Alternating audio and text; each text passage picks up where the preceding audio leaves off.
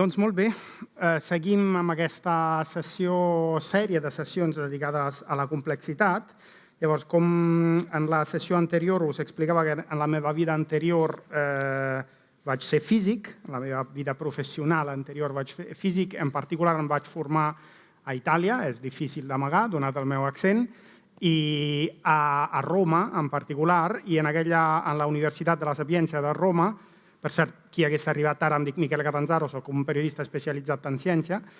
En aquella universitat es veu per sobre del cel de la universitat aquests enormes estols d'estornells, que són un espectacle. És a dir, tu veus com aquests núvols al vespre, sobretot, així en hora de tarda, així que comencen a ajuntar-se i fan tots uns moviments, etc. Aquesta universitat és la universitat a la qual pertany Giorgio Parisi, que probablement coneixereu, el Premi Nobel de Física, que una de les coses que ha fet, de les moltes coses que ha fet, potser no la més important, però una de les més impactants, va ser engegar una investigació que intentava modelitzar precisament aquests estornells que volen al cel. Llavors, en la sessió anterior vam introduir una mica aquest concepte de complexitat, que el que ens reuneix avui, que és el fil conductor d'aquestes sessions. Ara posarem el focus, diguem-ne, en un sistema complex extraordinari com són precisament els estols d'ocells, i des d'aquí també tornarem a ampliar a tots aquells altres sistemes complexos des del nostre cervell, la societat, el clima, etc.,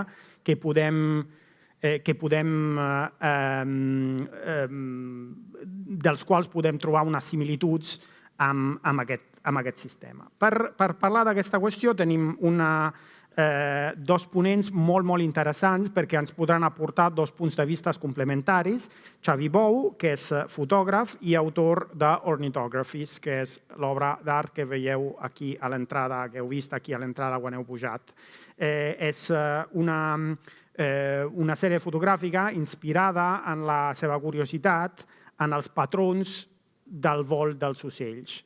De formació, el Xavi és geòleg per la Universitat de Barcelona, és també diplomat en fotografia per Grisart International School of Photography i va treballar durant molt temps en màrqueting, publicitat, etc., finché, entenc, això igual us ho explicarà ell, va fer un canvi i va engegar aquest projecte, que per cert també està publicat en un llibre editat per Lynx Edicions. També tenim per dialogar amb ell la Cristina Massuller, que és professora del Departament de Física de la Universitat Politècnica de Catalunya, llicenciada en Física per la Universitat de la República d'Uruguai, doctora en Física pel Bryn Mawr College dels Estats Units, va rebre 3 premis ICREA Acadèmia i també és membre de la xarxa catalana de ciències de la complexitat, que es diu Complexitat, efectivament. Doncs benvinguts. Moltes gràcies. Bé, com en la sessió anterior, m'agradaria, primer de tot, preguntar-vos una mica si ens podeu explicar en què consisteix el vostre treball. Llavors, si vols començar tu, Xavi, ja que haurà entrat pels ulls. Doncs bé, el meu projecte tracta sobre fer visible la trajectòria del vol de les aus. I bàsicament el concepte és bastant senzill, és veure diversos segons en una sola imatge. Això vaig estar molt de temps buscant com podria mostrar aquesta espècie de rastre que deixen les aus al cel i al final em vaig donar compte que no podia ser en fotografia tradicional i vaig haver d'inventar-me una forma de fotografiar, que bàsicament és enregistrar una seqüència de vídeo i aquesta seqüència de vídeo juntar-la amb un algoritme que el que feia era que comptava només, tenia en consideració els píxels nous i així el fons quedava igual. Aleshores, era una forma de no alterar la imatge, que realment el que estiguéssim veient era diversos segons d'una forma nítida, o sigui, veure un moviment d'una forma nítida, i d'aquesta forma el que podíem veure alguna cosa que amb la simple vista no podem veure, que és aquesta trajectòria del vol. Llavors, clar, aquí s'obria com una nova finestra a tot un món, perquè, clar, diferents tipus d'aus fan diferents tipus de vols, inclús una mateixa espècie té diferents tipus de vols. Aleshores, tota aquesta complexitat de vols apareixien d'una forma que fins ara no s'havien fotografiat. No? De fet, hi ha fotos que són d'un au individual, però la majoria de les fotos són de grups, són fotos que Exacte, realment... o sigui, al principi vaig començar per lo més bàsic, que és un au volant. Què veiem quan veiem uns pocs segons d'un au volant? Doncs el que veiem és una forma d'ona. Aquesta forma d'ona està produïda per l'aleteig de l'ala de les ales al pujar i baixar. No? Què passa si ens allunyem? Doncs que aquest moviment ja no és tan important perquè es veu més petit la forma d'ona, però el que ens quedem més és amb la trajectòria. La majoria d'aus volen per desplaçar-se, van d'un punt fins a un altre. No? Seria lineal, una mica curvilini. Però què passa en aquestes aus que no volen més enllà per desplaçar-se? No? Les que tenen un vol social, les que s'alimenten en l'aire, les que tenen un vol més complex, com per fugir com els estornells, doncs que el resultat és molt diferent. No?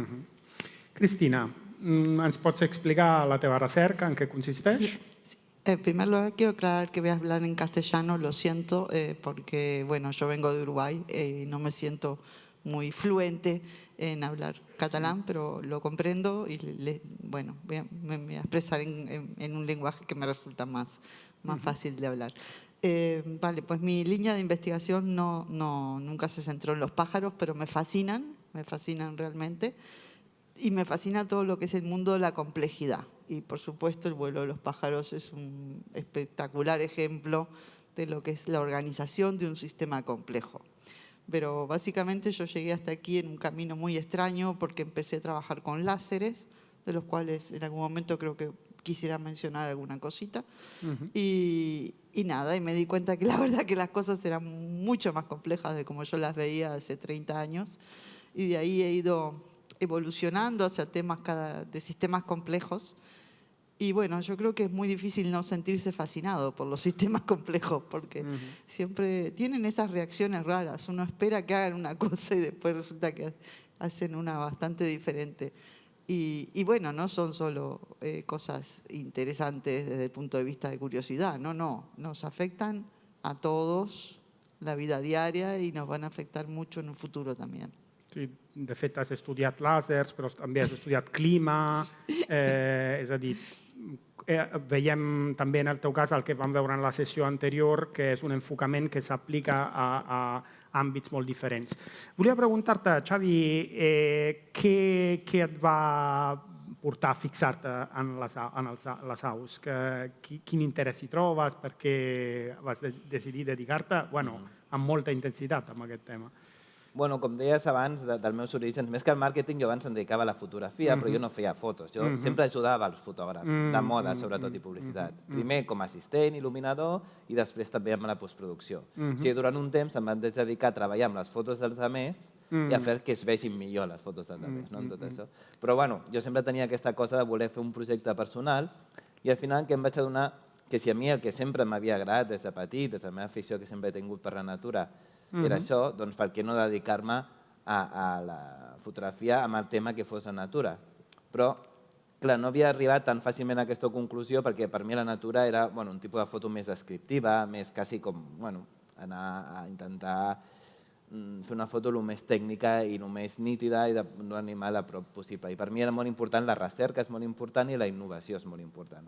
Aleshores, si no, no em motiva. No? I llavors tenia clar que si volia fer un projecte era que fes alguna que m'ho fes meu i que fos alguna que pogués aportar nou. Em va costar 10 anys trobar una idea, però un cop la vaig trobar, vull treballar amb natura, i ara què?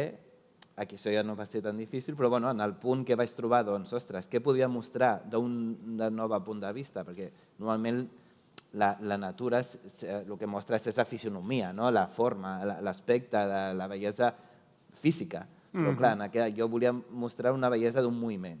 I per explicar una mica, tornar una mica a la tècnica, una que s'havia fet abans era la cronofotografia, al segle XIX, que hi ha imatges de Maybridge i Marey que veiem que es van apostar a veure si el cavall al galopar hi havia un moment que no tocava el terra.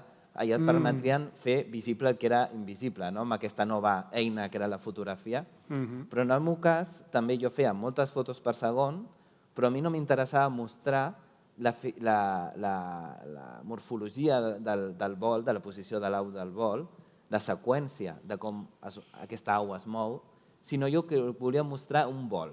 I per això el que havia de fer era més fotos per segon, així entre una i l'altra, al solapar-se, ja perdies la fisonomia d'aquesta au, i llavors es tornava irreconeixible i t'apareixia una forma orgànica, que podia ser qualsevol altra, que té molts paral·lelismes, heu vist amb altres coses de la natura, a altres escales, no? Des d'ADN, algues, a altres estructures, no sé, moleculars que puguin recordar. Aleshores, per mi el que tenia interès aquest projecte, que no veiessis un au volant, sinó que veiessis un vol, i també deixar, per mi és una cosa que és important, deixar un projecte obert perquè cada un se'l faci seu. Tu abans has dit una cosa molt interessant a la xerrada anterior, que a mi el que em mou no és tant un tema concret, o sigui, jo no faig alguna cosa per mostrar tal. Si jo fa alguna cosa que em porta una curiositat, sense saber molt bé per què, ho faig el més bonic possible i llavors a partir d'aquí cada qual que se'l faci seu. Si treballes en complexitat, t'interessarà més la dinàmica del vol.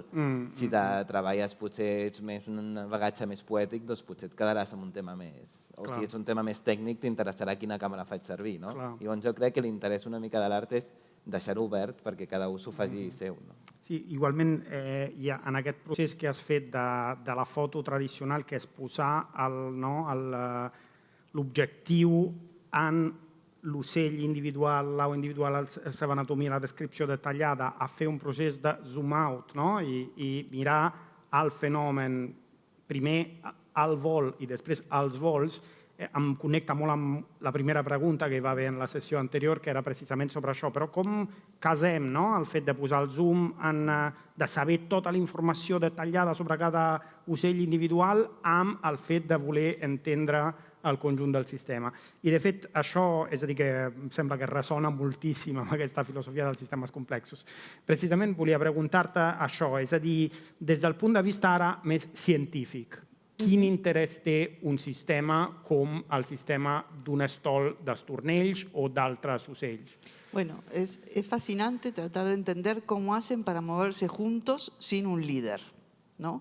Porque estos pájaros van por ahí, pero no parece que haya nadie ha detectado que existe un pájaro. Y que, en algunos casos sí que es cierto que los demás lo siguen, pero además se rotan. Tienen toda una organización que es fascinante, ¿no? ¿Y cómo hacen para mantenerse juntos? Porque hay modelos, ya digo, yo no soy experta en el tema, pero bueno, sabiendo que vamos a tener esta conversación, me he puesto a leer un poquito más. Y bueno, hay muchos modelos que pueden explicar cómo se mueven los pájaros, cómo se mantienen en grupo, pero no pueden explicar que se mantengan juntos tanto tiempo. Digamos, hay una física de poner unas condiciones de borde y hacen que el pájaro que sale por un lado entre por el otro. Y así sí, claro, pero eso es un poco artificial, porque si están en un espacio libre, y sobre todo cuando los pájaros a veces no tienen una intención de migración, no están yendo hacia ningún lado en particular. Por lo tanto, es muy interesante tratar de desarrollar modelos para entender esto. Y después puedo tratar de comentar por qué eso es una cosa que nos interesa. Pero es sobre todo muy curioso realmente cómo realmente se mantienen juntos. Y por tiempos muy largos que hasta donde yo sé, sin ser experta, no existen modelos que realmente lo puedan explicar. Hasta donde yo sé. Claro, cada uno dice, bueno, sí, pero esto lo explica, esto lo explica, esto lo explica. Pero son unas interacciones súper largo alcance de un pájaro interactuando con todos que realmente no es creíble. Sí. ¿No? Sí, o bien me las arreglo para que el pájaro que se fue por aquí me lo traigo de vuelta por acá y así mantengo. Pero sí, y claramente hay algo de los pájaros individuales, o sea, no todos tienen ese comportamiento.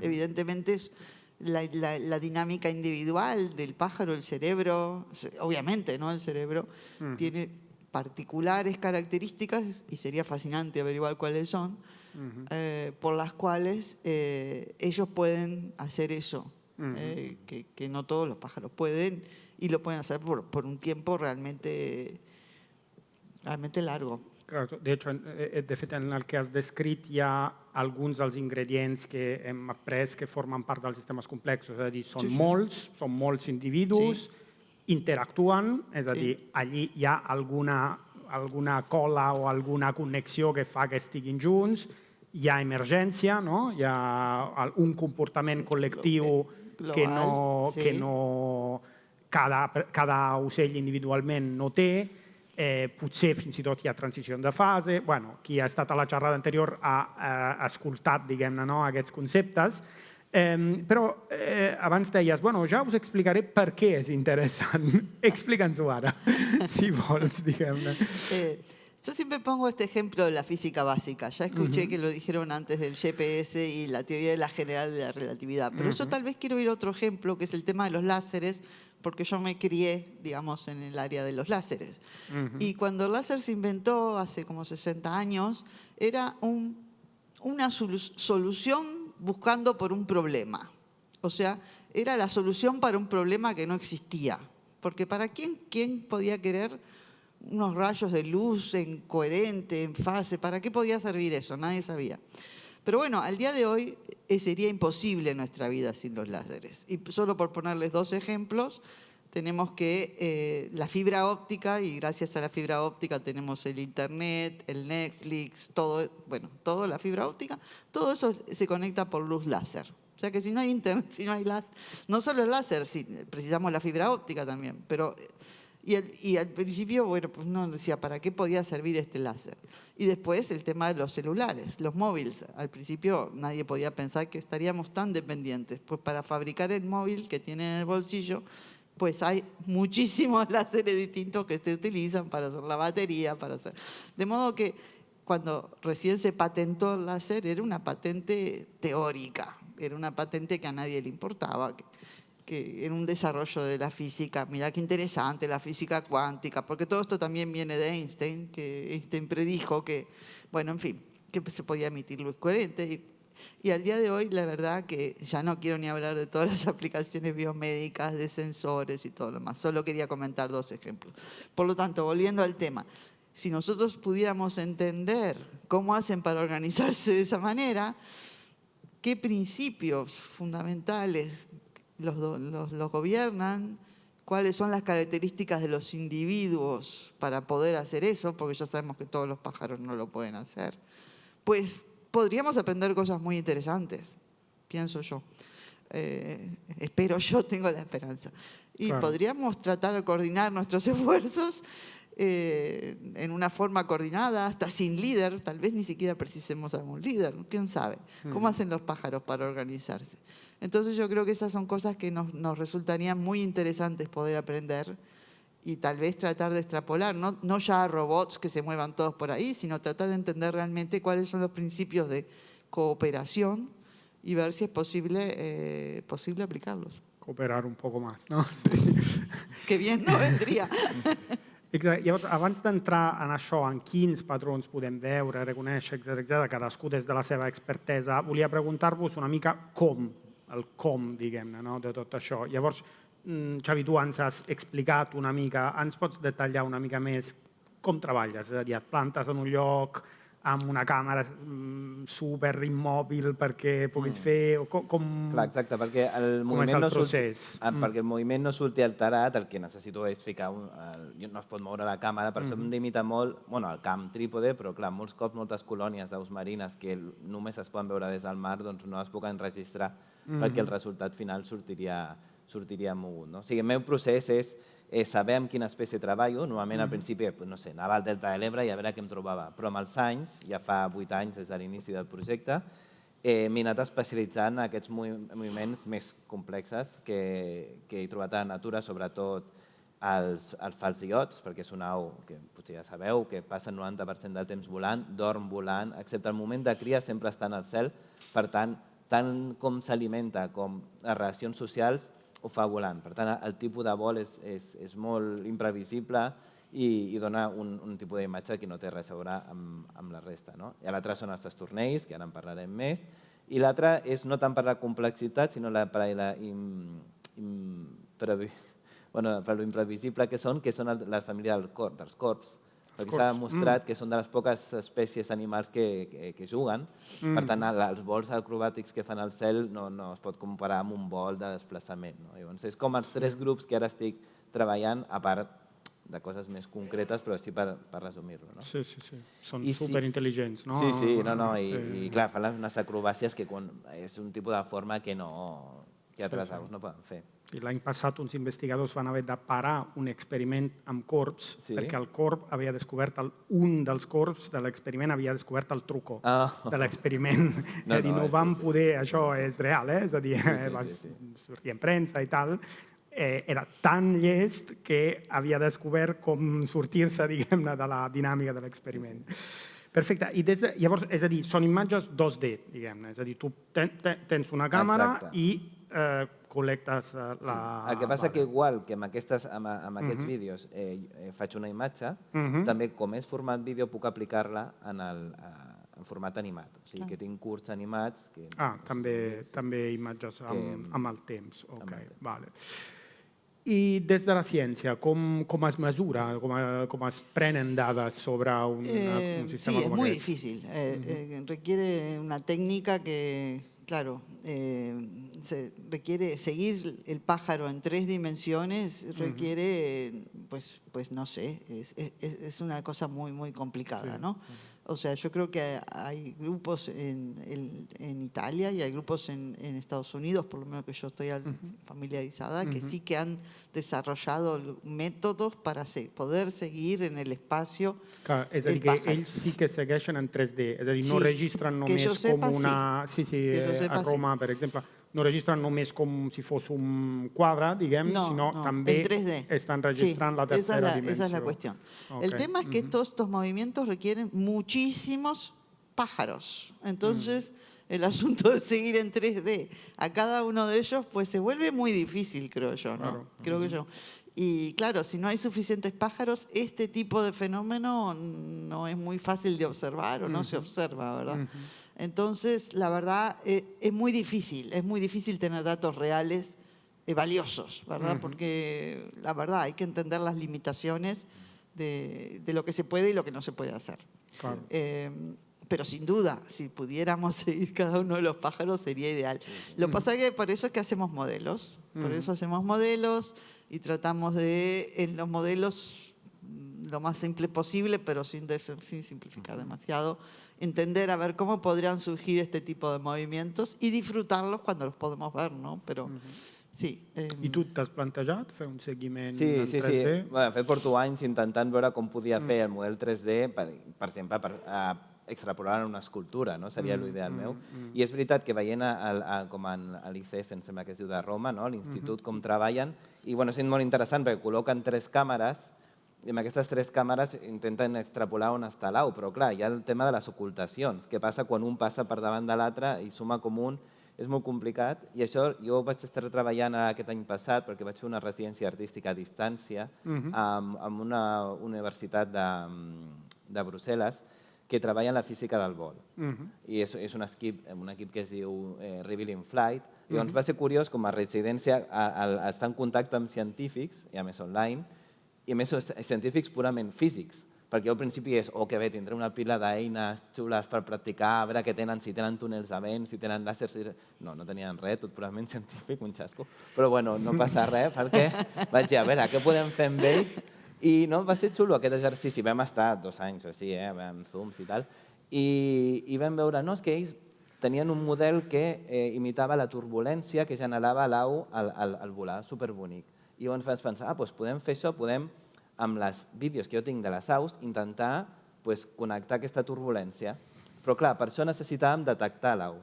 I llavors per detectar l'au necessitava un algoritme que reconegués què és una au i què és una ala. I llavors vam aconseguir fer un algoritme que fes això. Perquè hi ha una cosa que teníem com molt present és com és que encara no existeix un comptador d'aus. O sigui, que tu apuntis al cel i això es comptin, que encara estan allà a Tarifa amb l'emigració comptant amb comptadors. És una cosa que hi ha a la tecnologia, però encara no s'ha desenvolupat. I bueno, vam fer al final, vaig fer un curs que del que es tractava era d'això d'intentar comptabilitzar amb un model les aus que hi havia al cel i evidentment s'equivocaven quan es solapaven. Exacte, clar, perquè quan hi ha una ocultació, després a qui li atribueixes la trajectòria, no? És a dir, tens la trajectòria fins a un punt, s'oculten, creuen qui és qui de les dues aus. Comptar-lo és fàcil, el que és impossible és seguir-los tota l'estona perquè no saps quin individu és. Exacte.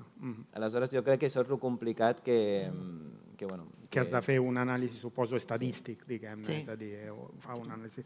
I llavors, Perdona, a mi en algun moment m'agradaria explicar quan fan això els estornells. quan Quan ho fan, fan què? aquest vol concret? Perquè és un moment molt concret. Jo crec que per entendre aquest vol m'agradaria fer un incís naturalístic aquí perquè la gent... Bueno, faig així ràpid, no sé si interessarà. Però jo crec que va bé per entendre el que estem parlant. I els estornells, normalment, quan a l'època de cria, cada un està en la seva parella, criant i tal, i a l'hivern es junten en petits grups per alimentar-se normalment en zones que hi ha oliveres. I bueno, l'anècdota darrere d'això és que tenim un bon oli al Mediterrani gràcies als estornells, perquè van adelantar agafar les olives perquè no se les mengessin els estornells abans que arribessin, i llavors es van donar compte que fent oli amb olives verdes era molt més bo. O sigui que li demem als estornells molt, Després hi ha tot un tema que em sembla que no sé si han de menjar-se l'oliva perquè aleshores germini, això ja no puc, però això és el típic que s'explica als estornells. Total, que a l'hivern ajunten aquests petits grupets i el que passa és que per anar a dormir se senten molt més segurs si s'agrupen tots.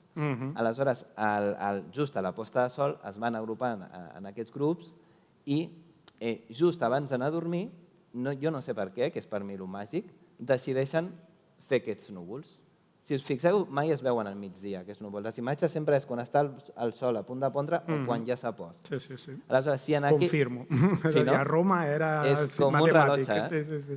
Doncs el curiós és, comencen a volar, normalment així una mica dispersos, però si en aquest moment, suposo que ja ho sabeu, ve un falcó, normalment són falcons peregrins, a vegades també estors, i els ataquen, és quan reaccionen d'aquesta manera, i llavors és el que ara parlarem d'aquest tipus de vol complexa. Però s'ha de donar aquestes situacions, que ha de ser, a la posta de sol ha vingut un falcó, i per mi el poètic d'aquestes imatges és que necessiten intervenció d'un altre au. Al final el falcó aquest està com modelant aquesta escultura efímera que està passant en el cel.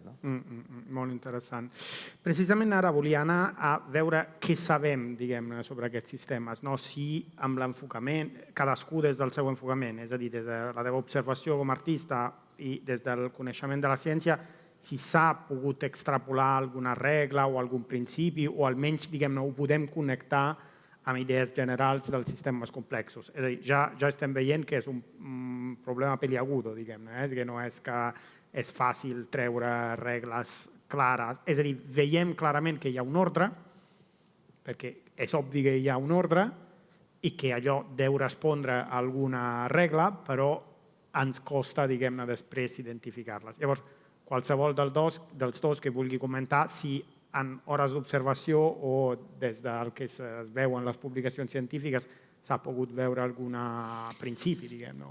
Yo diría que lo que sabemos es que ese comportamiento macroscópico grandote surge de una interacción entre los individuos. Es una interacción, o sea, y es una interacción que no puede ser todos con todos. Es evidente que de algún modo un pájaro se orienta en función de ver lo que hacen los vecinos, ¿no? Pero también es evidente que hay una dinámica individual de los pájaros que hace que son distintos y que algunos sí lo hacen y otros que no. Y también hay una interacción con el exterior, con el entorno. Estos comportamientos autoorganizados muchas veces también hay un factor externo. En este caso creo que lo que decías del sol que se está poniendo o que viene una ave peligrosa y acá hay que organizarse para defenderse. Se combinan esas cosas, ¿no? O sea, el hecho de que cooperen por mucho tiempo da la impresión de que es una interacción beneficiosa, digamos, que los beneficia, porque a veces uno tiene una interacción de corto alcance, pero ya es repulsiva, digamos, y el sistema no coopera, no se logra que exista la cooperación. Y yo creo que la gran pregunta, las cosas que nos gustaría saber es cómo promover esa cooperación. A tratar de aprender, claro, para ver cómo hacen, cuáles son esos mecanismos de interacción entre los diversos individuos que generan estos comportamientos.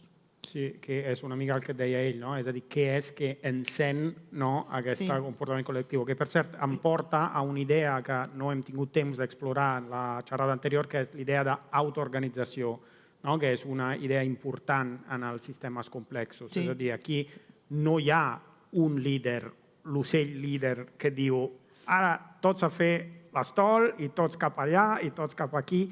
No hi ha, no hi és. No, és impossible identificar, no, l'ocell. Hi ha una organització des de baix, diguem-ne, que es genera des de baix i des de les interaccions locals. És a dir, l'ocell interactua amb els seus veïns i tanmateix es genera aquesta estructura a escala global.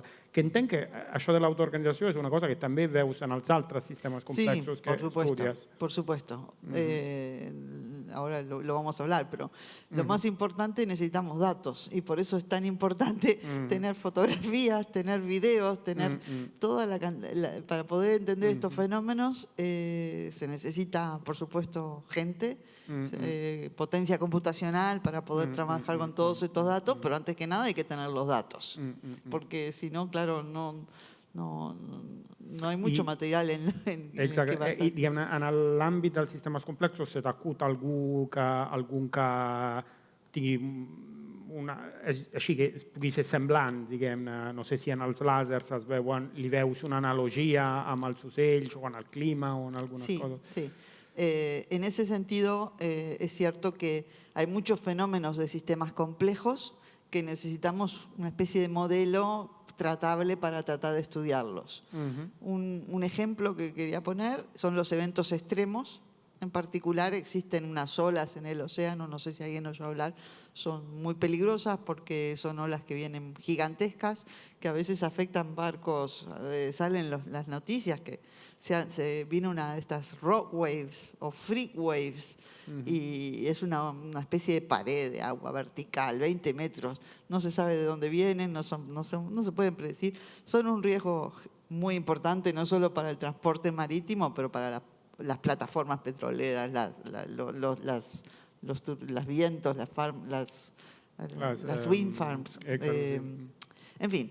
Y eso es muy difícil tomar datos. Eólico, es tan difícil como los eólicos. pájaros, porque claro, uno no puede estar ahí esperando que aparezca esta ola gigantesca, pues es un evento raro, pasa muy poco tiempo.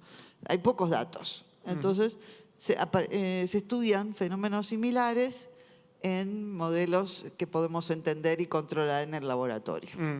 ¿Qué podemos aprender? Bueno, podemos tratar de ver qué cosas podemos hacer para controlarlos, para tratar de usarlos, generar estos pulsos gigantescos a voluntad, puede tener interés práctico, pero sobre todo tenemos un sistema en casa que podemos controlar y ver generar unos pulsos que a la escala de nuestro tamaño, pues siguen siendo unos eventos muy raros, muy extremos, que podemos tratar de estudiar su estadística y ver si es posible aprender de eso. Pero, y con los pájaros pasa lo mismo, ¿no? Con los pájaros, si tuviéramos los datos, sería fantástico, sería fantástico.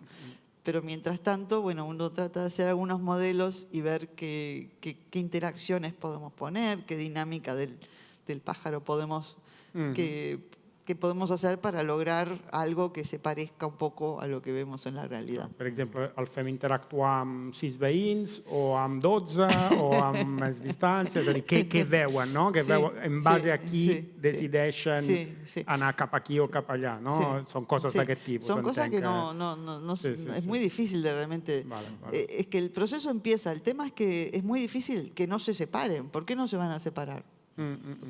¿Por qué van a seguir juntos? En realidad es así la pregunta, ¿no?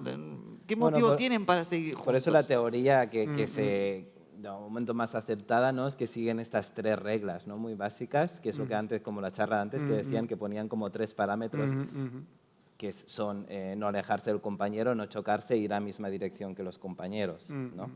Pero claro, ¿cuál es aquí está parece una tontería, pero ¿qué dirección tienen los compañeros, ¿no? Y aquí es cuando viene la teoría de los 7 compañeros, ¿no? Que es lo que supongo que hacía referencia tú, ¿no?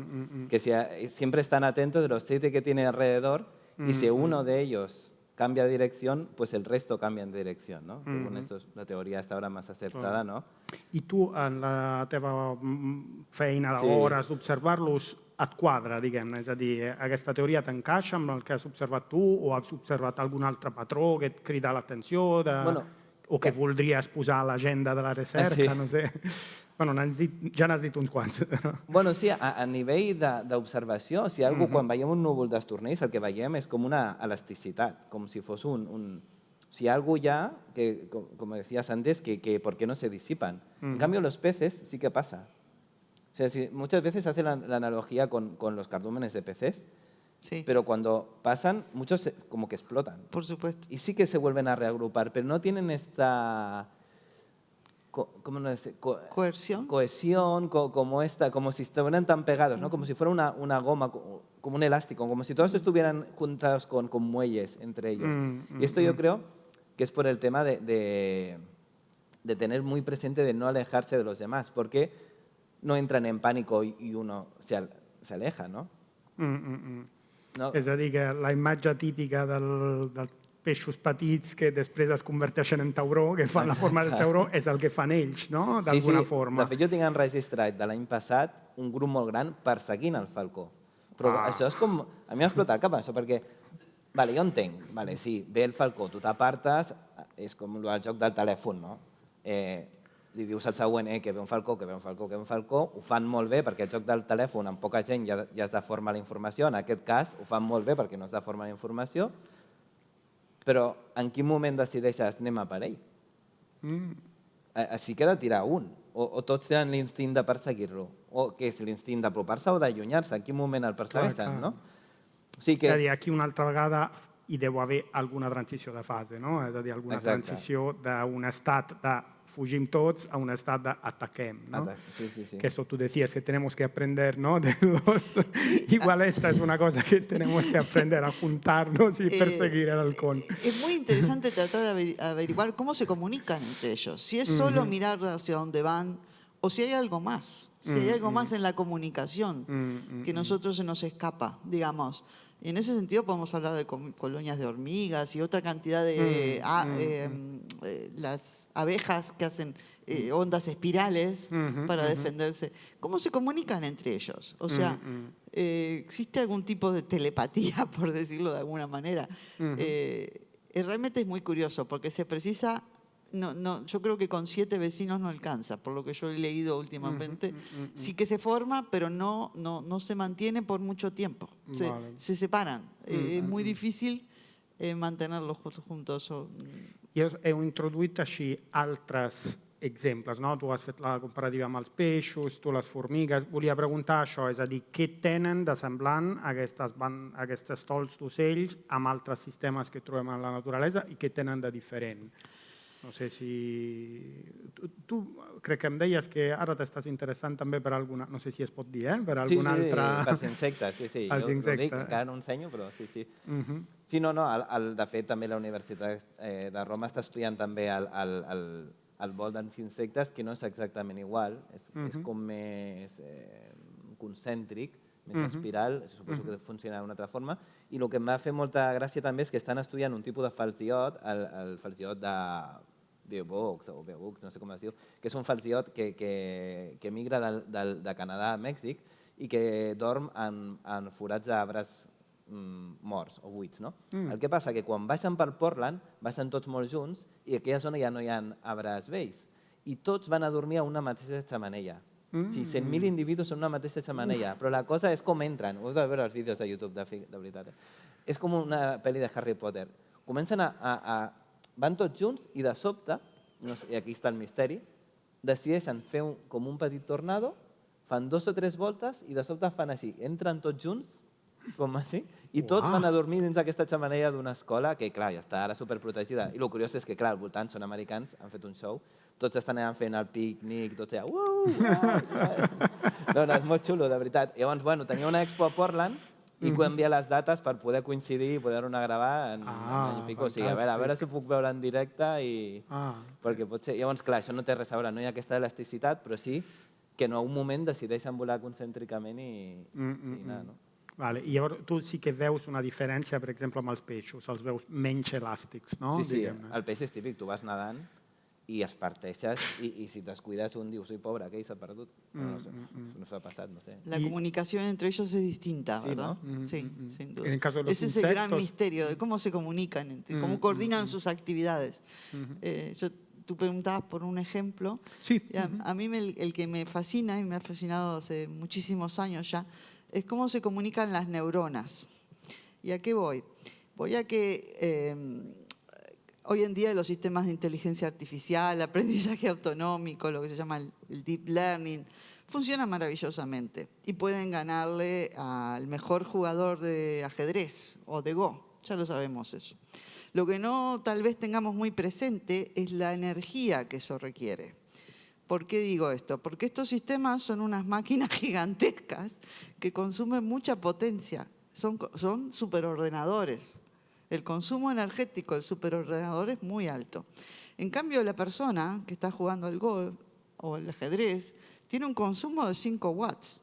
El cerebro es súper eficiente en términos de la potencia. Es súper eficiente. Y esto es un tema muy interesante porque tiene que ver siempre con la comunicación. Cómo se comunican, cómo codifican la información. Cómo las neuronas codifican la información. También se refiere a cómo los pájaros codifican la información y reciben e interactúan con otros pájaros y se dan cuenta que tienen que ir para aquí, ahora recibí una señal que tengo que ir para allá, ¿no? ¿Cómo se codifica esa información? Puede tener implicaciones fundamentales a la hora de desarrollar inteligencia artificial verdadera. O sea, inteligencia artificial verdadera, es decir, que los sistemas que se hacen ahora, artificial intelligence, son superinteligentes, pero no trabajan como el cerebro humano. De hecho, pueden hacer una cantidad de cuentas y cosas impresionantes, súper rápido, que nosotros no podemos hacer. Pero incluso algunos insectos insignificantes pueden hacer cosas que al día de hoy los sistemas de inteligencia artificial no pueden. No pueden. O sea que no es solo un tema de la cantidad de energía que consumen, que es altamente preocupante dado la situación del consumo energético, eso ya es impresionante, pero además están más limitados, hay muchas cosas que no pueden hacer. ¿Y a qué se debe? Y aquí ya es una cuestión de creencia, pero es algo que yo estoy muy convencida, se debe a que las neuronas se comunican entre ellas de una manera en particular. El comportamiento neuronal es un comportamiento que coordinan y gracias a la coordinación de billones de neuronas que tenemos en el cerebro, pues sale podemos hacer una cantidad de cosas que los sistemas de inteligencia artificial pues las pueden hacer, pero a un costo energético mucho más alto y algunas no. Algunas ya están totalmente fuera, por lo menos no es. Entonces yo creo que a entender cómo se comunican entre los pájaros, qué códigos tienen de codificar el código, poder de codificar el código, tal vez aprendamos muchas cosas interesantes.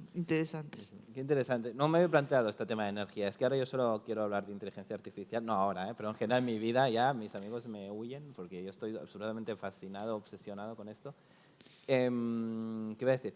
No hemos introducido el tema de la emergencia como concepto, que bueno, lo sabrás explicar mejor que yo, pero básicamente es que los individuos como grupo consiguen más cosas que por sí mismos. Un individuo, ¿no? exacto. Yo creo que es bastante interesante lo que es, no sé, La cooperación. para mí, sin ser un experto, pero a lo mejor la inteligencia artificial no tiene este concepto de emergencia, ¿no? Trabaja de una forma más individual. En el momento que podamos conectarlo todo y consiga más, digo yo, sí. Tenemos que entender cómo interactúan y tratar de que las interacciones sean... Entender el código en que se transmite la información. Eso claro, es... Y claro, el tema de que cooperen, ¿no? Pero ¿cómo se comunican los pájaros entre sí? Si es solo mirar o hay alguna cosa más. De hecho, esto conecta també amb una reflexió que hi va haver abans de si podem sobre el tema de la consciència com a fenomen emergent. Alguna persona comentava, bueno, però llavors podem imaginar que si juntem molts xips o molts programes, etc., que això generi una consciència artificial, no?, com a fenomen emergent. Bueno, això ja ho veurem.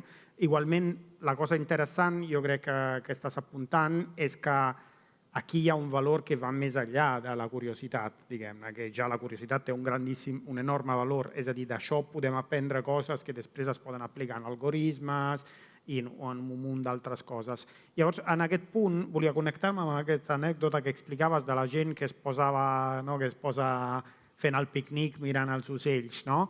És a dir, a mi em transmet això una apreciació molt gran del que representa això, no? És a dir, crec que a aquesta alçada del debat tots tenim clar que aquell sistema no són 4 ocells volant per allí. És a dir, que allí hi ha moltíssim coneixement, moltíssim valor, diguem-ne, no? Que podem aprendre d'allà. I em xoca molt, sempre tornant a la meva experiència, perquè els estornells a Roma són considerats unes plagues, vamos, així. És a dir, jo recordo la universitat, que és on es veuen perquè es mouen molt per sobre de l'estació de trens, Termini, l'estació central de Roma, que té molt verd. Llavors, jo suposo que deu estar vinculat amb això. I allò era un drama, és a dir, tu anaves a l'hora del vespre a agafar l'autobús i allò estava ple, bàsicament, de caques. És a dir, i la gent es queia, era una cosa així, cosa que han curat, no sé ben bé com. És a dir, quan jo me'n vaig anar de Roma, hi havia tot d'idees, dient, bueno, ara hi posarem falcons, algú havia pensat, posarem com un reclam, un so que els hi recordi als falcons així. Ara l'estació està com una batena, però recordo que la concepció que hi havia d'aquesta cosa tan bonica era una plaga. Llavors, volia preguntar-vos una reflexió sobre això, no? És a dir, això que aquesta experiència vostra de fixar-vos en això, què ens ha de dir, diguem-ne, sobre la nostra relació amb la biodiversitat més quotidiana, diguem-ne? És a dir, que igual per veure biodiversitat no cal que te'n vagis a Costa Rica, és a dir, el tens sobre l'estació d'autobusos o de trens, no sé. Quina reflexió us inspira? En el meu cas, jo sempre he ficat molt en valor la biodiversitat quotidiana, la biodiversitat local. O sigui, realment, el meu projecte l'he fet tot a màxim 2-3 hores de cotxe de Barcelona, excepte coses molt puntuals, i perquè realment no ho necessitava. Evidentment, seria increïble viatjar pel món fent això i potser algun dia ho faci i ojalà, però realment no era necessari. I és que realment a Catalunya tenim més de 300 espècies nidificants, o sigui que no cal, si vols anar a buscar aquesta complexitat, anar-te'n por ahí. O els ocells que hem parlat avui, tant els estornells com els falciots, són aus purament urbanes. Els falciots a l'abril ja els tenim aquí i estan fent aquests vols a sobre, aquí precisament, és un molt bon lloc per veure'ls per aquí sobrevolant. Jo sempre intento ficar en consciència, en valor aquests animals, aquesta fauna propera, i a mi el que em sembla increïble és que un ocell com el falciot, ja no dic l'estornell, que és tan comú a les ciutats, que tu envies un àudio entre abril i juliol i segur que el graves i segur que s'escolta a fons, com pot ser que la majoria de gent no sàpiga què és? És que és com, no sé, està entre nosaltres i és com d'aquelles coses que tornes invisible el que vols, no? Clar. Sí, no? I a més, com això es diu ciutat i ciència, aquesta bienal, no? És a dir, hi ha com aquesta idea que la naturalesa de la ciutat és una cosa decorativa, una idea tradicional, que però en realitat es va desmentint cada vegada més, no? És a dir, hi ha aquests estudis molt impactants sobre l'impacte que té en la salut mental tenir un entorn urbà naturalitzat, molt més naturalitzat del que tenim, tots els serveis ecosistèmics que fan, la capacitat, per exemple, de reduir tots aquests efectes, tipus efecte illa de calor, pel fet de tenir una naturalesa urbana flòrida, etc. És a dir, a vegades encara restrem aquesta visió de la biodiversitat de la naturalesa urbana com un estorbo, diguem-ne, a la nostra activitat diària, quan en realitat ens està donant la vida, té una importància cabdal. Bueno, com a científica suposo que no tens dubtes sobre el valor que té la biodiversitat. No, pero bueno, claro que sí. claro que no. Pero lo que sí quiero transmitir, y creo que no estamos todos muy... no tenemos tanta conocimiento de esto, es la fragilidad. La fragilidad de los ecosistemas. Los ecosistemas son muy robustos, pero hay algunas cosas que si no funcionan, colapsan. Eso es una característica de los sistemas complejos. Robustos y al mismo tiempo frágiles. Porque hay muchas interacciones, entonces es muy difícil que... Pero hay algunas que son muy importantes. A veces hay una especie que por ahí desaparece porque, digamos, el pescado, se pescado demasiado pescado y ya no hay. Y eso tiene repercusión y las cadenas pueden ser, Cuando antes yo hablaba de los eventos extremos, también es cierto que los sistemas complejos demuestran estas transiciones abruptas. Estas transiciones abruptas que tratamos de predecir, pero sobre todo hay que tener mucho cuidado porque sí, estamos todos viviendo muy tranquilos y sobre todo yo he trabajado en clima y hay mucha tendencia a una extrapolación lineal, ¿no? Si yo tengo este punto aquí y este punto allá, pues en el medio tiene que estar este y después viene aquel. Y hago una extrapolación lineal y no, y a veces la extrapolación lineal, los conceptos lineales no funcionan con los sistemas complejos y de pronto se va para abajo y no hay una caída suave, sino que es un comportamiento. Entonces, a veces hay una fragilidad que a veces a mí me gustaría transmitir, tener mucho cuidado, proteger todo lo que se pueda proteger, porque claro, a veces el agua empieza a bajar, empieza cada vez llueve menos y nos parece que sí, es un poquito menos, aquí no pasa nada, total, es un poco menos de agua, pero el sistema colapsa, puede llegar a haber un cambio abrupto de vegetación, de que la vegetación se extingue. Y una vez que suceden este tipo de fenómenos así catastróficos, son muy difíciles de revertir. Aquí no es cuestión de decir, bueno, empiezo a regar, voy y riego. No. Esto para revertirlo se llama un ciclo de histéresis. O sea, una vez que vengo aquí, después no voy para acá por vine. No, voy así y vuelvo al estado en que estaba.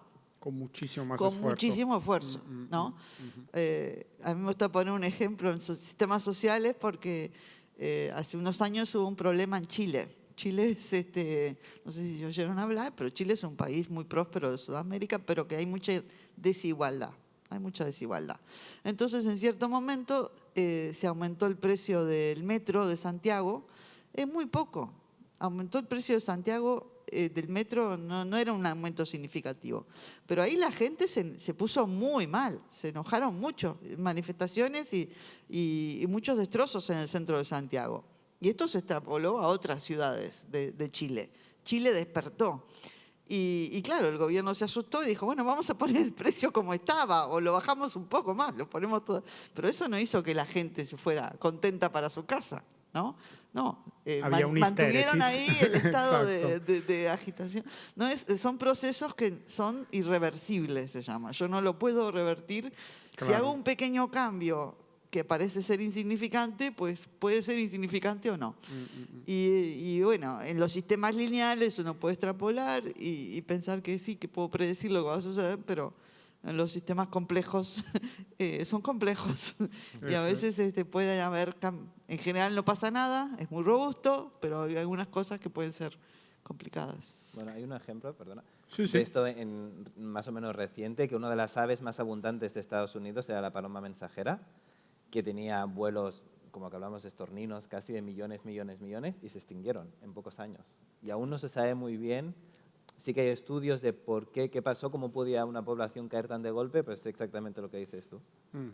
Sí, hay muchos casos. La transición a la desertificación característicamente es así. El agua disminuye progresivamente en forma muy, muy suave, que casi que no nos damos cuenta, y cuando vas a mirar la vegetación prácticamente quedan...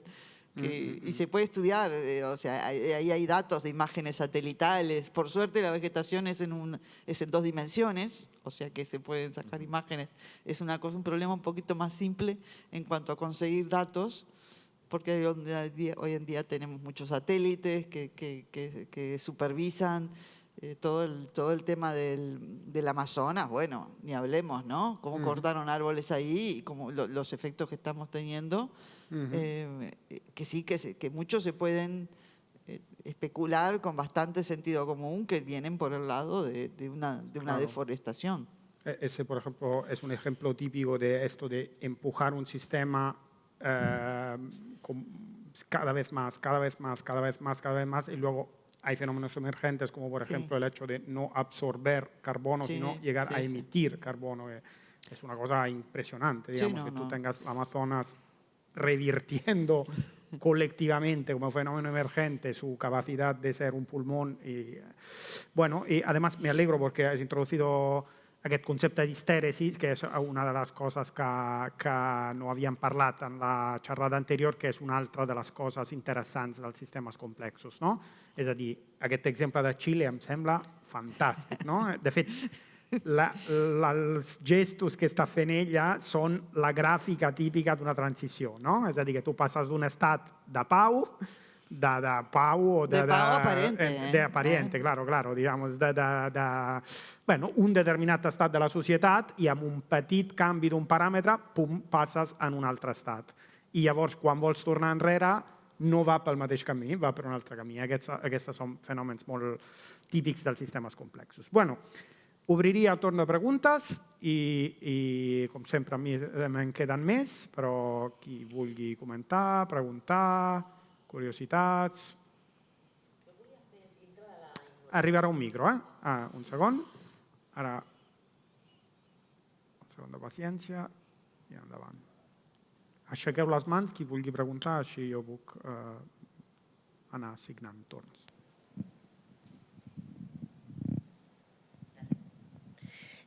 Dintre de la meva ignorància absoluta, vingui per endavant de la pregunta, però fora vergonya, amb els estols, que vas arribar a parlar amb un equip de físics i que posàveu el focus en el que era la reproducció física del vol, de les ales, etc., et vas arribar a plantejar, a lo loco, ho dic, la possibilitat de parlar amb meteoròlegs per veure fins a quin punt la temperatura, la pressió de l'aire,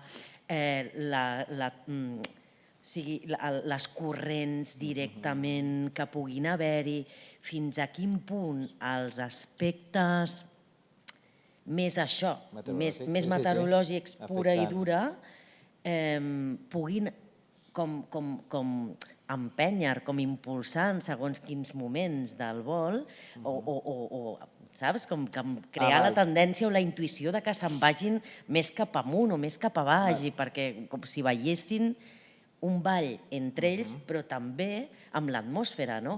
Un ball amb la temperatura, amb la... Parles d'estornells, dels estornells, sí, per exemple. S'ha demostrat, jo no ho he, perquè això és una cosa molt concreta, jo crec que és molt difícil de mesurar, però sí que s'ha demostrat, que ho he comentat abans, que els fenòmens meteorològics influeixen. Encara no s'ha demostrat exactament com, però fenòmens meteorològics influeixen en aquest ball i és una cosa que està pendent de veure com. Sí. No vas arribar a parlar? No, i de fet el nostre va ser molt analític, molt de pantalla, d'agafar, de tornar... Si no vam arribar a agafar tantes mesures, no. Això seria més amb l'equip que estudia els estornells i això ho tenen en compte, seria bé saber-ho. Si vols comentar... No, pero me imagino que los fenómenos climáticos afectan a todos los pájaros por igual, pero algunos son suficientemente, tienen algo que generan esta coherencia, esta cooperación, pero otros pájaros en el mismo entorno climático, pues cada uno por su aire, ¿no? No sé. O sea que, sin duda, que las condiciones meteorológicas tienen que ser las correctas. Pero hace falta, me parece, yo no sé, supongo que debe de haber algo más porque los gorriones no lo hacen. Y hay gorriones por todos lados, no sé, pero Potser sería interesante son pájaros muy especiales, yo creo. Hay algo en los pájaros, me parece a mí. Sí, lo hacen muy pocos. De hecho, esto no hemos comentado, pero sí que hay otros pájaros que también hacen nubes, no tanto. Por ejemplo, el correlimos vuelan y sí que van en grupos y ellos giran de un lado al otro y es muy curioso porque como son plateados de un lado, hacen como un reflejo muy chulo, pero no hacen estas...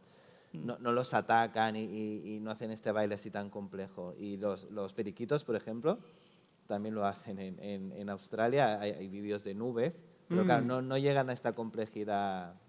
Y ahora es tristemente noticia, pero una de las aves más abundantes de África, creo que se llama el Quilea o algo así, no me acuerdo. Es como un gorrión, que hay millones y millones, también hace estas nubes, pero no los llegan a atacar y no hacen este movimiento así. Y como ahora hay estan de sequera a Àfrica, a Kènia, s'estan enverinant.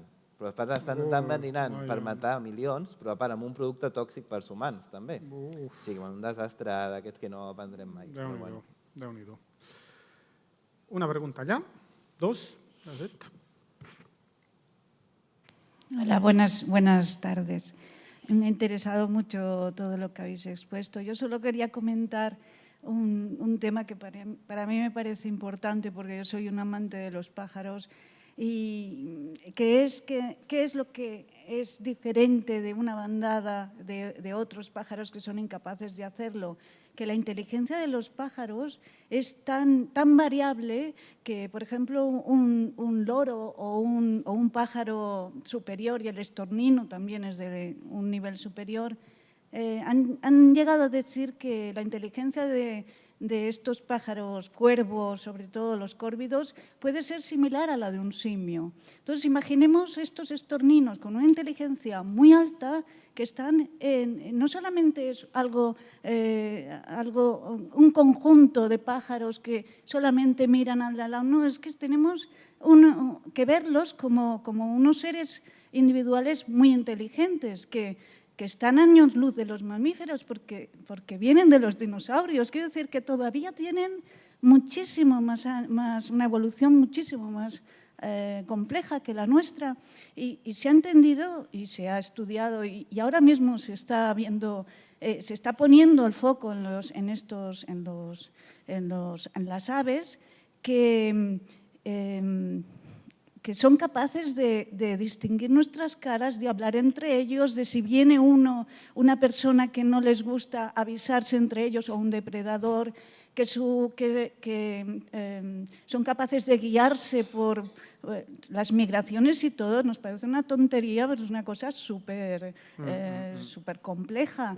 Incluso son capaces de llegar al mismo nido. Estos hacen una visión satélite de todo el...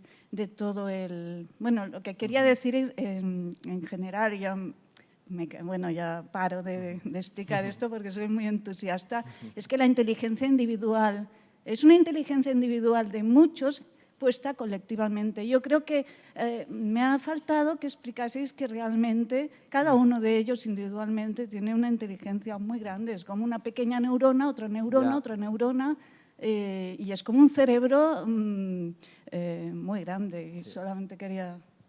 Bueno, yo lo que quiero añadir son dos cosas. Por un lado, darte la razón que son muy inteligentes, ahora se han dado cuenta, porque antes se comparaba el tamaño de los cerebros y se ha demostrado que, precisamente lo que hablabas tú de energía, ahora, hace poco leí el estudio, que consume muchísima menos energía una neurona de un pájaro que de un mamífero, y, o sea, que consiguen lo mismo con menos energía, porque claro, tienen que consumir menos calorías para volar y menos peso.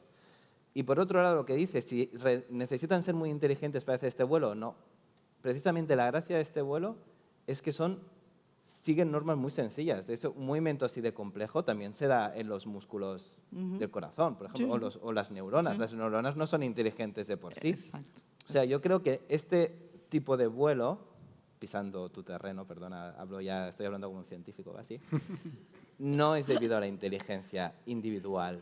Precisamente lo bonito es que es debido a la inteligencia grupal. Colectiva, exactamente. Pero la individual cuenta también, ¿eh? Sí, claro. Porque no todos los pájaros lo hacen. Ahí está, ese es el punto, ¿no? Pero a lo mejor se lo están pasando bien, ¿no? Están allí sin esforzarse demasiado y están bajando. Bueno, hay el halcón, que igual no les mola gaire. Estan a punto de morir, no sé. No se sap. Bueno, però precisament a la millor perquè és un moment en què no pots estar allà pensant molt. És a dir, has d'aplicar poques regles bàsiques i sobreviure. Sí. Hi havia una pregunta més allà darrere? Hola, sí, jo vinc del món de la dansa i volia preguntar, Xavi, si tu saps d'algun coreògraf o d'alguna companyia que hagi fet mai una coreografia basada en el ball dels estornins. Sí. Una cosa que no he dit és, el maco del meu projecte és a la gent que ha arribat i el que ha inspirat ha sigut superbonic, des d'arquitectes, matemàtics, i han sigut coreògrafs. No he vist mai una... O sigui, hi ha un coreògraf que no podré dir-te el nom perquè no retinc els noms, però és bastant conegut, que ell diu que s'inspira en els tornells. I jo no ho veig tan així, és aquell que sabeu que de la coreografia, que fan tots així, que estan tots aquí amb unes grades, ell està al mig, aleshores tots comencen a fer formes que es connecten, és un francès. Bueno,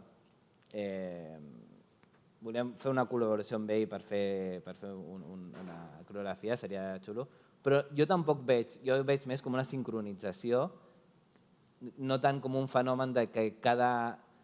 Lo maco seria fer una coreografia en què cada un dels ballarins o ballarines tinguessin aquestes normes bàsiques i de forma...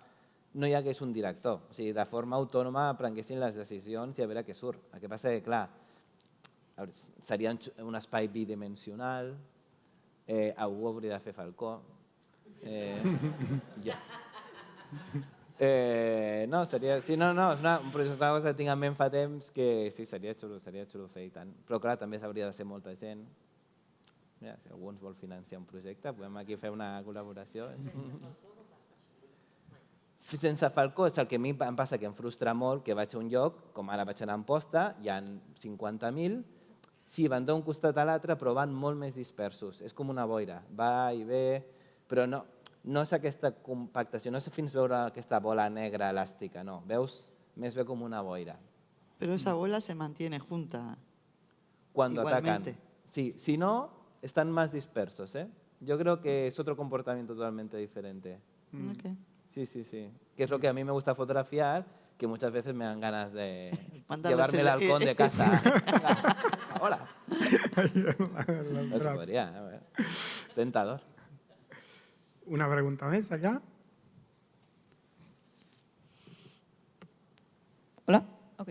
Yo vengo del campo de la física y también quería preguntar un poco relacionado con lo que ha comentado esta señora antes, Cristina. el tema de la inteligencia, ¿no? Porque claro, en el campo de la física cuando hablas de sistemas complejos es como conoces las interacciones que hay entre ellos y están regidas por leyes que más o menos conocemos, ¿no? Tienes una constante de interacción y tal. Pero claro, cuando estás hablando de individuos o seres que tienen una conciencia, ¿no? Y tienen una inteligencia propia, ¿cómo modelas esta inteligencia, ¿no? Porque no, o sea, tú hablabas de los estorninos, ¿no? Y que este vuelo que hacen está regido, digamos, por, no sé, unos instintos, que quizás sí que es una cosa más fácil de cuantizar, pero también hay intención, ¿no? Saben lo que es un halcón, saben que el halcón es malo y se apartan o le persiguen y le echan de su territorio, ¿no? Entonces hay una cosa ahí que no es una constante, no sé, medible, ¿no? O inamovible, que es fija y es la que es siempre, sino que hay una intención, ¿no? O una inteligencia un poco más también compleja, ¿no? ¿Y cómo modelas esto, no? Porque claro, ya no estás hablando de, no sé, de bolitas unidas por muelles, ¿no? Que es como, no tiene intención, ¿no? Pero esos seres más complejos, ¿cómo hacemos? Estamos entrando en temas todavía más profundos, porque yo iría a decir, para modelar inteligencia tenemos que cuantificar. ¿Cómo se cuantifica la inteligencia? ¿No? O sea, cuando hablaban de la inteligencia del pájaro, yo pensaba, pero ¿cómo hago yo para medir la inteligencia del pájaro? ¿Tengo que hacer un test? O sea, hay cosas que son muy difíciles de cuantificar. La inteligencia es una de ellas. En particular, ¿qué tan inteligente es un sistema de deep learning o de inteligencia artificial, como lo llaman?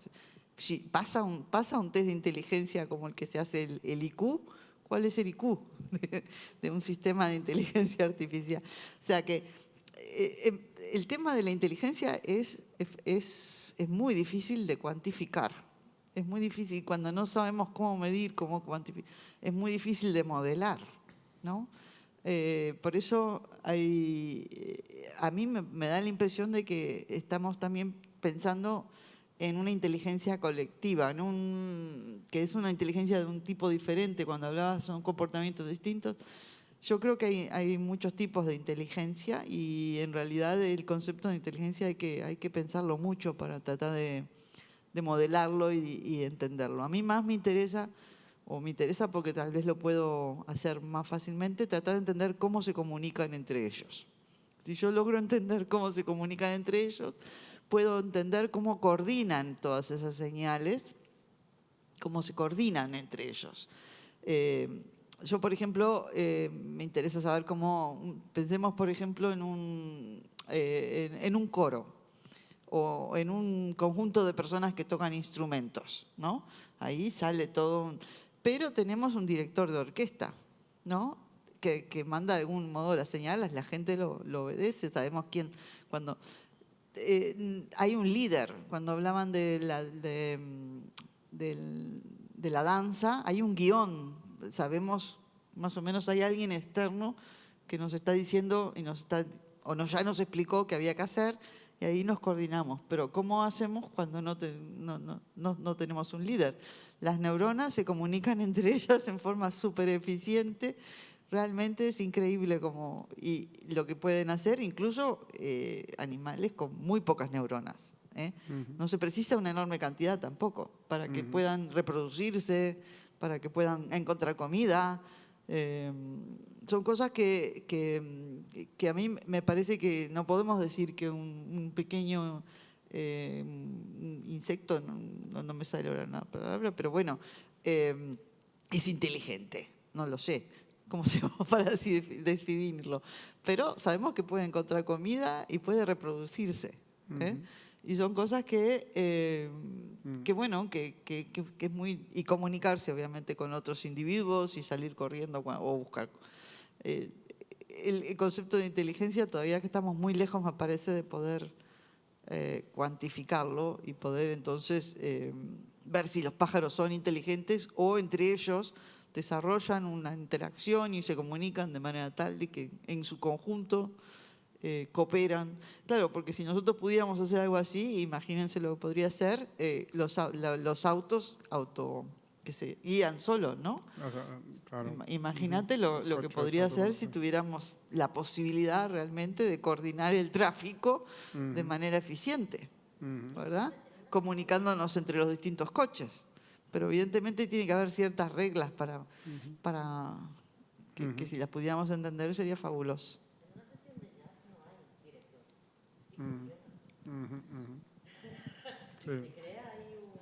Sí, sí.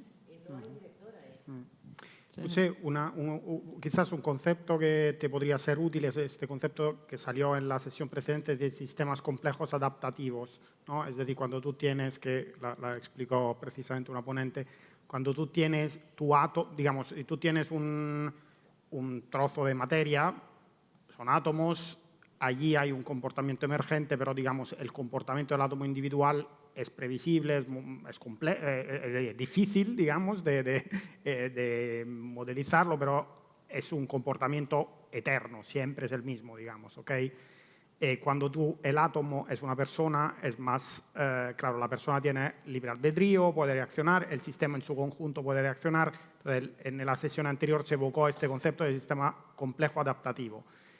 Hay algo, según nos contaron las ponentes anteriores, hay patrones que también en los sistemas sociales tienen cierta regularidad, bastante más de lo que nosotros pensamos. Eso luego no quita que luego haya transiciones, que igual los sistemas se adaptan, que cuando tú has dado este patrón por descontado, luego el sistema transita hacia otro estado que tú no te esperas o que haya variables ocultas que tú no tienes en tu modelo y el sistema te sorprende por allí, digamos. Vale, hi ha més preguntes? Endavant. Sí, jo volia fer també una pregunta tonta, que és... Són les millors. Sí. Per exemple, si alguna vegada s'ha mesurat el que pot arribar a fer un estol, amb longitud o amb volum, i després si hi ha hagut alguna mena d'accident entre un estol i el tràfic aeri. Quantificar no... Jo crec que no sol quantificar, perquè en realitat hi ha com dos equips, com deia Cristina, que estudien els estols i estudien en llocs molt concrets. I la resta no... La ciència ciutadana, que normalment ara és molt útil i està molt de moda, va molt bé per quantificar pocs individus, però com he citat abans, com no hi ha una aplicació de moment que sàpiga comptar quants hi ha, no hi ha un registre exactament quants individus hi ha a cada estol, o sigui que és molt difícil. I a nivell de si hi ha hagut un tràfic aeri, accidents, no ho sé, però a mi seria difícil perquè no volen molt alts. I normalment a una hora molt concreta, espais molt concrets, a veure, si hi ha un núvol d'aquests, just són les capçaleres, per exemple al Prat, sé que hi ha però no fan aquests núvols, però no sé per què, perquè seria un lloc perfecte. Normalment els aiguamolls els agraden molt, per això també hi ha el Delta de l'Ebre. Sí, no em consta, però bueno, seria possible, però igualment, et dic, com màxim, no estan més de 50 metres d'alçada fent això, no? Normalment tu els has vist, no estan molt... Bueno, no sé si amb drons hi podria haver alguna interacció. No t'estic suggerint que et portis el dron per molestar-los. No, ja ho he pensat, seria xulíssim. Això seria maltracte animal, no? No ho pot ser. Bueno, no sé. I l'altra pregunta era... vale, accident i talla. Sí. Bueno, sí, no sé si... Vale.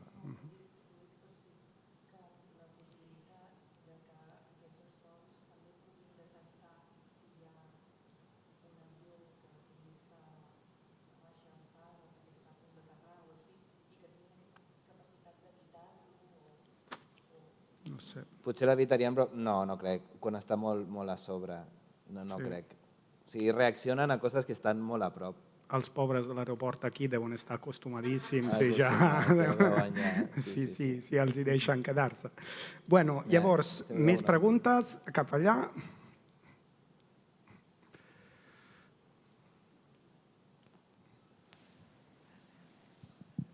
Sí, bona tarda, moltes gràcies per totes les explicacions i comentaris, ha estat molt interessant.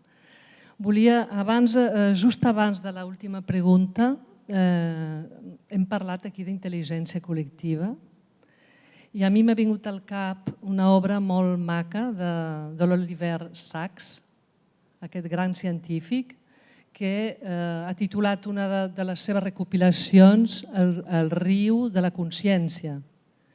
No seria una consciència col·lectiva que va més lligada a la supervivència, més lligada a l'evolució de l'espècie? És una pregunta que faig. És a dir, una selecció a nivell de grup, diguem-ne. És a dir, el comportament col·lectiu estigui seleccionat a nivell de grup, entenc. Sí, puede ser un comportamiento impreso genéticamente. Que algunos pájaros pues lo pueden tener, son más evolucionados, digamos. Habría que mirar cómo vienen y puede ser que otros no hayan evolucionado tanto y no estén genéticamente programados para cooperar. Es muy posible. Sí, bueno, fa poc hem tingut l'exposició de serveis al CCB, que hi havia un apartat d'això, d'intel·ligència col·lectiva, on hi havia exemples d'aquest tipus de... no recordo què era, com de fong, que de forma que s'expandia, també dels estornells, que no és per fer autopro, el vídeo d'estornells era meu, molt xulo. No, però era molt interessant això, perquè parlava d'aquest tipus d'intel·ligència col·lectiva, que no és un tipus d'intel·ligència que serveixi per resoldre potser altres problemes més complexos, però pel que necessita, que en aquest cas, que és fugir d'un depredador, doncs és suficient. Potser aquí un punt... Consciència, bueno... Però això és el que parlàvem en la xerrada anterior, quan parlàvem també de consciència i intel·ligència artificial, que a mi m'han semblat brutal, que és que primer hauríem de definir què és la consciència, ¿no? Que es lo que hacía referencia tú antes. ¿Cómo cuantificamos esto? Com anem a saber si és consciència, si tenen consciència els animals, si nosaltres no sabem definir la consciència, no? Però potser una cosa interessant que jo crec que sí que es pot comentar és aquest tema de la selecció de grup. És a dir, en biologia no hi ha res que s'escapa de la selecció natural, de l'evolució per selecció natural.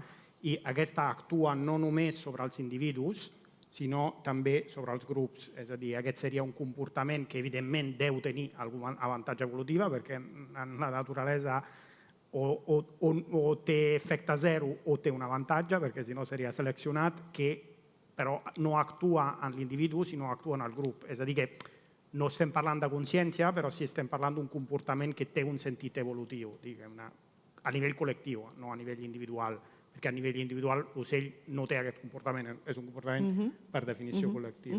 Es un poco como el tema del altruismo. Exacto. El tema del altruismo... A nivel individual no tiene sentido. No se explica tampoco el tema del altruismo, ¿no? Porque no le trae ningún beneficio a la persona, por definición. Un comportamiento altruista es aquel que no trae ningún beneficio de ningún tipo al individuo, ¿no? Entonces, sin embargo lo tenemos. Es decir, sin embargo, alguna ventaja evolutiva debe tener. Bueno, hombre, Claro, és a dir, seria... Hi ha més preguntes, comentaris? Potser només un apunt final. Cristina, tu has citat moltes aplicacions, has anat soltant aplicacions aquí i allà, no? És a dir, això es podria utilitzar per algoritmes, es podria per al cotxe autònom, així. No sé si un últim apunt sobre si això li veieu una... Bueno, a tu et faig aquesta pregunta, a tu te'n faig una altra per tancar. Si pudiéramos entender cómo funciona el cerebro sería fantástico, ¿no? Y creo que tiene mucho que ver con la comunicación entre las neuronas, cómo se coordinan y son...